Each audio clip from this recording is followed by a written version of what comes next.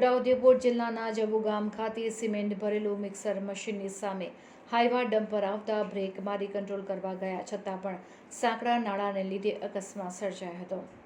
Bodeli Chhota Udepur highway number 56 પર આ અકસ્માત બન્યો હતો।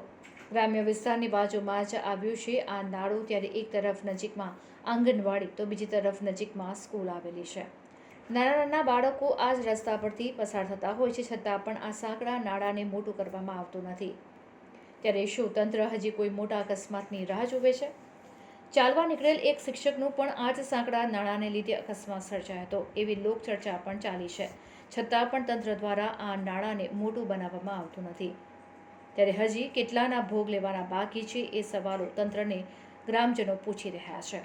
સિમેન્ટ ભરેલા મિક્સરમાં 2 થી 3 પલટી માર્યા હોવાનું ડ્રાઈવર દ્વારા જાણવા મળ્યું છે।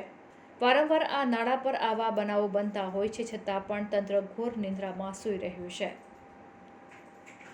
નાળાની હાલત જોતા સ્પષ્ટ દેખાઈ રહ્યું છે કે નાળા પર કેટલા અકસ્માતો સર્જાયા હશે। રાત્રિના દરમિયાન વધુ પડતા અકસ્માતો સર્જાતા હોવાથી કોઈને આ બાબતની જાણ થતી નથી।